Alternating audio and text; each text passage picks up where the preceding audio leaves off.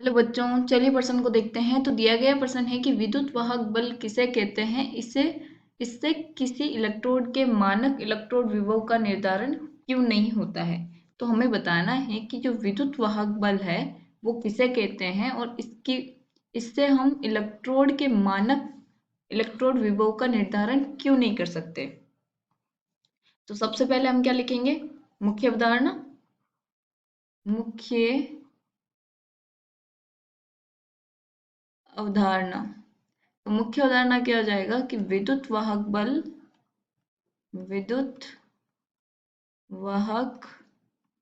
बल, और दूसरा जो होगा वो होगा मानक इलेक्ट्रोड विभव। मानक इलेक्ट्रोड विभव। अब हमें पता होना चाहिए कि विद्युत वाहक बल होता क्या है और मानक इलेक्ट्रोड विभव क्या होता है और उसमें क्या अंतर होता है कि जिसकी वजह से हम निर्धारण नहीं कर सकते। तो चलिए हम देखते हैं। तो सबसे पहले हम देखेंगे विद्युत वाहक बल होता क्या है। विद्युत वाहक बल, तो ये क्या होता है कि दो अर्ध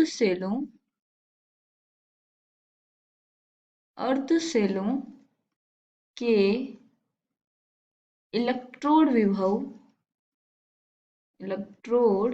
विभव में अंतर को विद्युत वाहक बल विद्युत वाहक बल या सेल विभव बोलते हैं। सेल विभव कहते हैं। अब क्या होता है कि विद्युत वाहक बल क्या होता है कि दो अर्ध सेलों के बीच का जो डिफरेंस आता है या अंतर जो आता है वो हमारा विद्युत वाहक बल होता है। यानी कि एक जो हमारा होगा, दो अर्ध सेल है जिसपे एक पे क्या होगा ऑक्सीडेशन, दूसरे पे क्या होगा रिडक्शन, यानी कि ऑक्सीकरण और अपचयन होगा। तो एक हमारा जो होगा वो एनोड होगा और दूसरा क्या होगा हमारा कैथोड। तो इन दोनों के बीच का जो अंतर होता है वो हमारा होता है विद्युत वाहक बल। तो इसको हम ई सेल बराबर हम क्या लिखते हैं, ई ऑक्सीडेशन यानी ऑक्सीकरण प्लस ई रिडक्शन। इन दोनों का जो ई सेल होता है उसका जो अंतर होता है वो होता है। अब ई सेल ऑक्सीडेशन और रिडक्शन, अगर इसकी जगह हम कैथोड और एनोड के रूप में लिखें तो वो क्या लिखेंगे हम, E cell E cathode minus E anode. यानी कि जो कैथोड है हमारा उसका और माइनस फिर एनोड का जो सेल विभव होगा उनका जो अंतर होगा वो हमारा विद्युत वाहक बल होगा। तो ये तो हो गई हमारी विद्युत वाहक बल की परिभाषा। अब हमें बताना है कि मानक इलेक्ट्रोड विभव का निर्धारण क्यों नहीं करते। तो चलिए हम देखते हैं। तो सबसे पहले हम ये देखेंगे कि मानक इलेक्ट्रोड विभव होता है क्या है। मानक इलेक्ट्रोड विभव जब इलेक्ट्रोड विभव प्रक्रम में शामिल स्पीशीज की सांद्रता 1 m यानी कि 1 मोलर दाब 1 बार तथा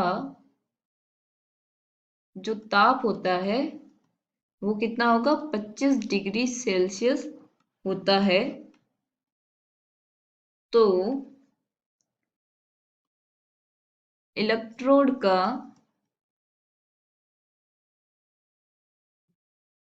विभव मानक इलेक्ट्रोड विभव कहलाता है। मानक इलेक्ट्रोड विभव कहलाता है। तो अब यहाँ पे ये एक मानक इलेक्ट्रोड में जिसमें सांद्रता भी तय है, दाब भी तय है और ताप भी तय है कि इतना ही होना चाहिए। अब यहाँ पे ई सेल में क्या होता है कि जब हमारे पास एक तो दो अर्ध सेल है, अगर एक को हाइड्रोजन ले भी ले तो हो सकता है कि उसकी सांद्रता अलग हो सकता है उसका ताप अलग हो सकता है वो दाब अलग हो। तो हम जो विद्युत वाहक बल है वो किसी भी ताप और सांद्रता पे ज्ञात कर सकते हैं, लेकिन जो मानक इलेक्ट्रोड विभव है उसमें सांद्रता 1 m, एक बार दाब होना चाहिए और ताप 25 डिग्री सेल्सियस ही होना चाहिए। इसकी वजह से हम लोग इसका निर्धारण मानक इलेक्ट्रोड के मानक इलेक्ट्रोड विभव का निर्धारण नहीं कर सकते विद्युत वाहक बल से। तो यही कारण है इसका। आशा करती हूँ आपको समझ में आया होगा। धन्यवाद।